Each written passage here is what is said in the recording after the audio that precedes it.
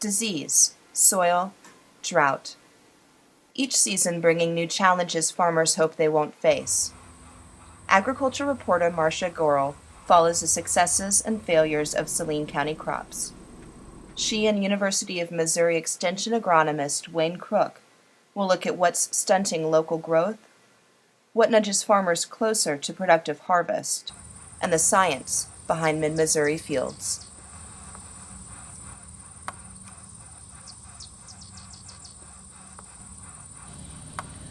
Well, Wayne, another week and more insects to worry about, I guess.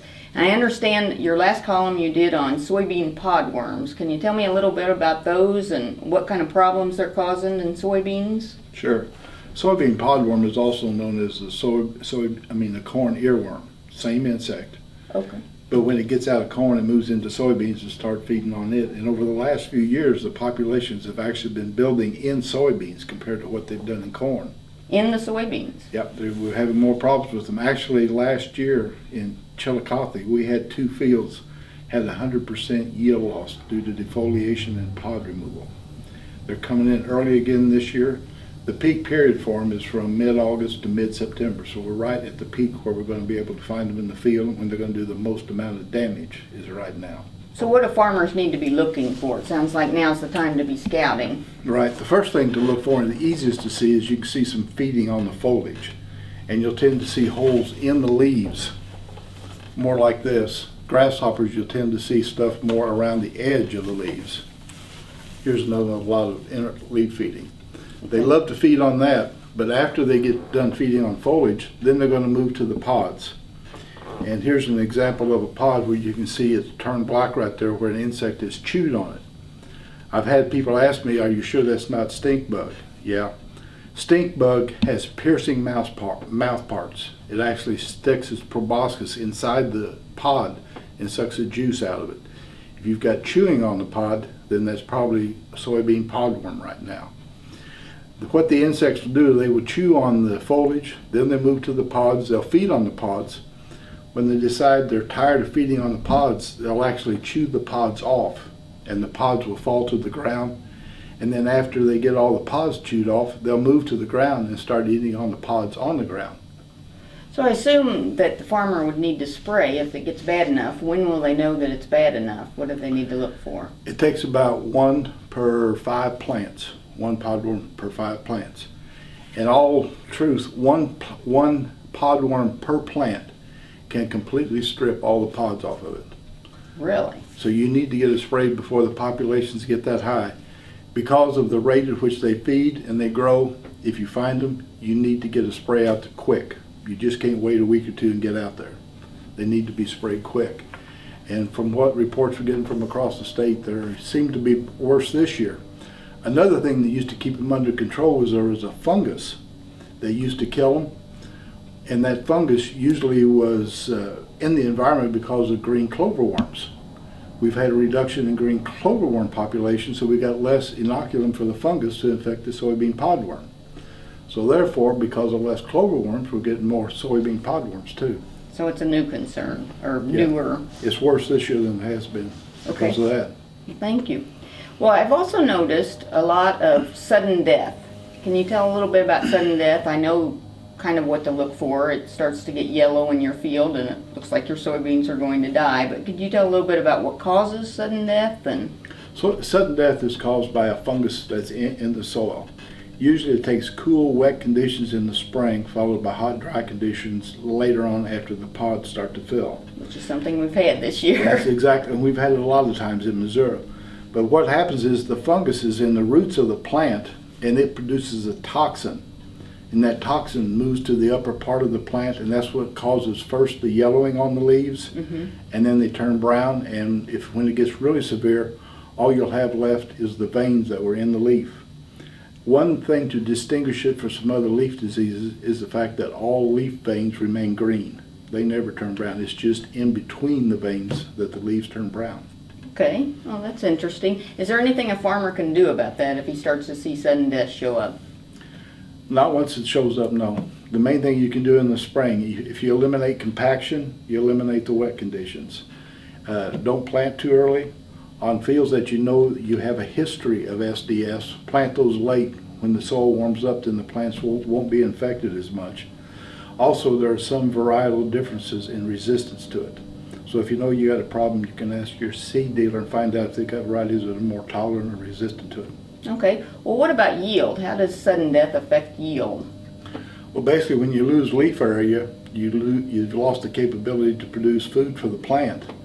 And if you got less food for the plant, you're going to have smaller seeds. Soybean plants will tend to abort pods based on the amount of food reserves they have. So if food reserves are reduced, they're going to start aborting pods, or they'll start aborting beads within pods. Okay. And if it gets real bad, you could lose 60–70% yield on individual plants. The disease tends to be scattered through the field, so putting it on a field basis is hard to do. Okay. All right. Well, let's move on to corn. I've noticed some have started to harvest in the area, and it seems to be more the down fields and the real drought-stressed fields. Yeah. How can a farmer tell, I assume those are the fields they need to get out first, and how can a farmer tell if their field is drought-stressed, and what do they need to look for? So, a lot of the information they already know. They know which fields tend to be more droughty, they tend to be stressed, the yield level tends to be a little bit lower. And again, with the way the rainfalls fell this year, they know which ones are dry, which one had disease, hail damage, leaf disease. Any kind of stress on a plant is going to increase the possibility of lodging. If you've had any hail or any kind of mechanical damage to the plant provides an entry for organisms for stalk rot. So even if you had a light hail that really didn't knock it down and flatten it out, if you look on the side of the plant, on some of those you can see bruises. okay. And if you see those little black spots, that's a potential entry for an organism, and the stalk could go down. The other thing too is plant population. The thicker you plant corn, the thinner the stalks are going to be. Okay. So they're going to be more subject to wind damage. If you've got fertility problems like phosphorus and potassium, which really provide a lot of strength to the stalk, if you know that some fields might be marginal in nutrients, then you need to look at those first too. Okay. Have you heard anything about yields? I know that's kind of putting you on the spot, but have you heard anything about early yields here in the county and some of the harvested fields? I know I've heard some from south of I-70, some of those yields where they burn up more than we did here. Right. Those were running in the 60 to 70 bushel range with a test weight of about 50 pounds.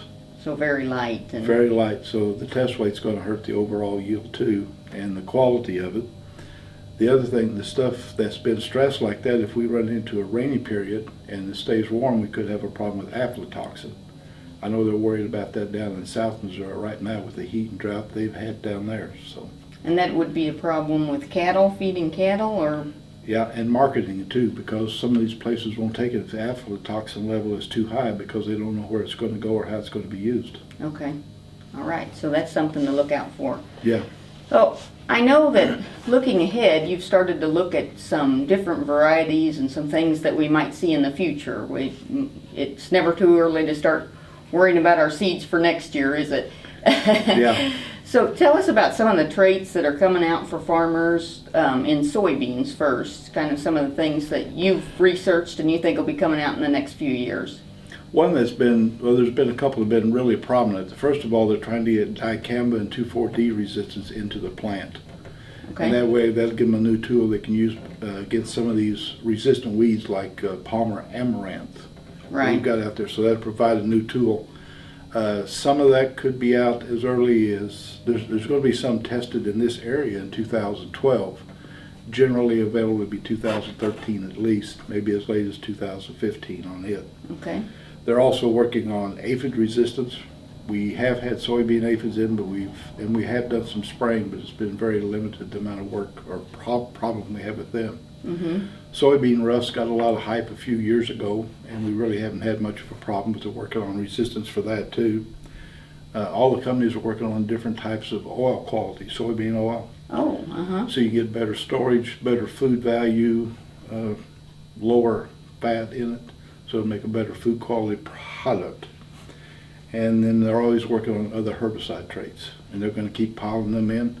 They're going to put all these in different combinations, and it's probably going to cost more when you buy seed too. So. Oh, no, surely not. More than likely it will. What about in corn? What do we need to be looking for? What do you think will be coming out? Again, the drought resistance is one of the big things we're working on. Heard some reports this year where they had a drought-resistant corn that made 40 bushel an acre. Oh. The non-drought resistant made 20. Oh, well, there you go. So it is making a difference, and it's both in water utilization and the ability to extract water from the soil. Okay. So they're working on that on corn pretty heavy. Nitrogen utilization. If you can produce the same yield with a third less nitrogen, that's going to solve a lot on your input cost. Right. Also, with these new traits, we also have these refuges. There's several companies working on a refuge in a bag where you don't have to plant the refuge separate. It's just in the bag and you just plant and it's taken care of. Right, and that'll help a lot, won't it? It'll also make up for some of the yield loss you get with the refuges too, because when you have a refuge corn that may not yield quite as well, it allows the plants beside it to make up for it. So it might help with the yield that has been experienced in some cases. And then you've got all the herbicide resistance they're trying to get in there, all the corn borer traits, all the BT traits, different combinations, new genes being found all the time, and putting those in combinations to try to maximize yield. Okay, well, that gives something for farmers to think about when they're running their combines this fall. So Yeah. Thank you very much, Wayne.